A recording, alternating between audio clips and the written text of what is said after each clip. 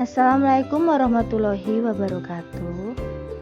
Selamat datang di video aksi nyata topik 2 kurikulum merdeka. Menyebarkan pemahaman mengapa kurikulum perlu berubah. Pada video kali ini akan dipaparkan mengenai alasan-alasan mengapa kurikulum itu kok perlu diubah. Alasannya apa?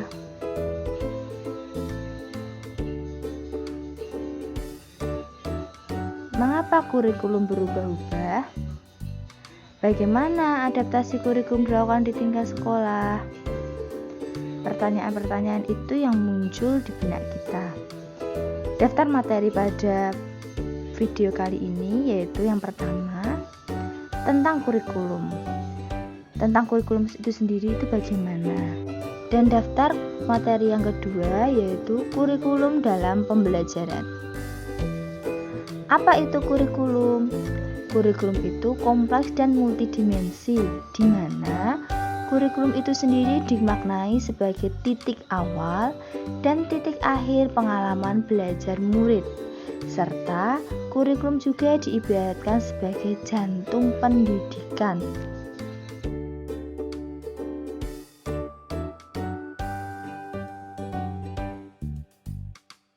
Selanjutnya, menurut Ralph Tyler dalam bukunya The Basic Principle of Curriculum, terdapat 4 komponen kurikulum.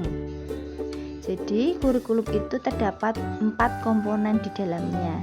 Yang pertama, tujuan. Yang kedua, konten. Ketiga, metode atau cara. Dan yang keempat, evaluasi.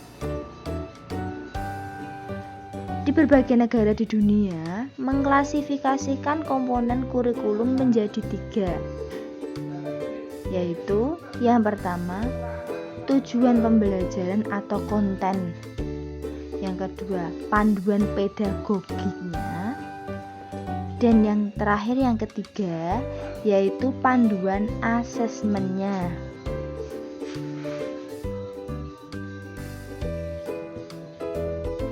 Mengapa kurikulum perlu diubah?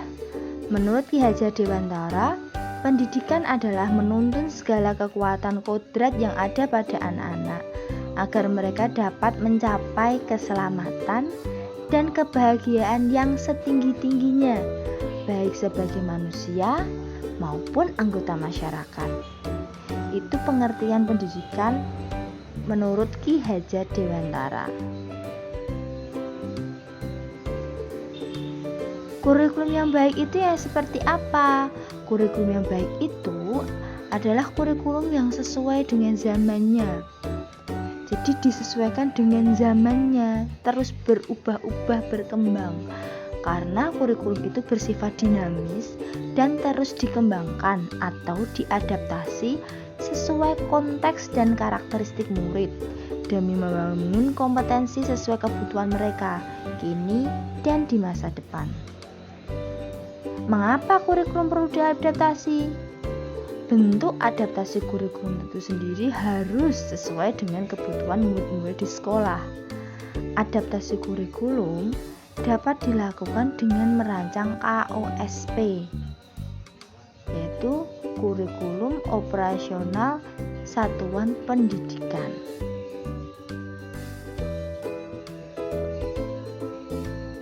Kerangka dasar kurikulum itu sendiri ada 6. Yang pertama, tujuan pendidikan nasional. Yang kedua, profil pelajar Pancasila. 3. Struktur kurikulum. 4. Prinsip pembelajaran dan asesmen. Dan yang terakhir, yang kelima, yaitu capaian pembelajaran. Kurikulum dalam pembelajaran itu yaitu pada setiap satuan pendidikan diberi wewenang oleh kurikulum operasionalnya. Setiap sekolah mempunyai kewenangan untuk mengatur alur tujuan pembelajaran, modul ajar, media ajar, sampai asesmennya. Jadi alur tujuan pembelajaran, modul mengajar, media ajar, sampai asesmen itu diatur oleh satuan pendidikan. Selanjutnya komponen KOSP. Komponen KOSP itu ada 5. Yang pertama, karakteristik satuan pendidikan.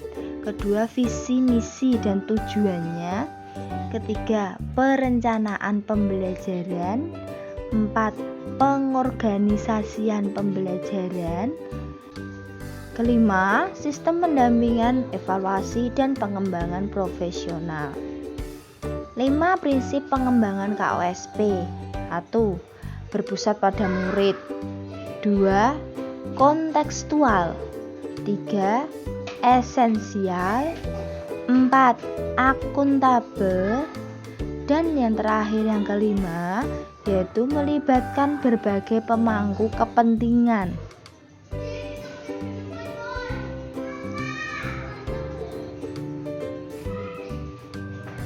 Dalam KOSP, kita dapat menyesuaikan rencana dan pengorganisasian pembelajaran sesuai dengan keadaan kontekstual satuan pendidikan, sehingga pembelajaran murid lebih bermakna.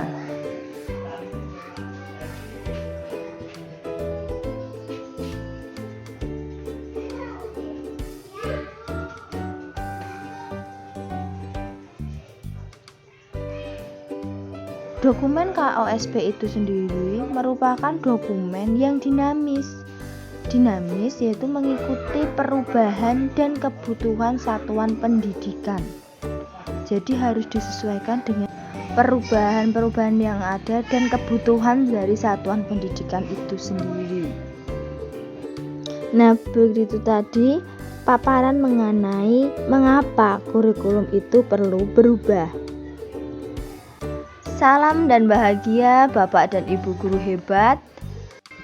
Semoga video paparan saya pada aksi nyata topik 2 kurikulum merdeka kali ini dapat bermanfaat untuk kita semua. Saya akhiri, wassalamualaikum warahmatullahi wabarakatuh.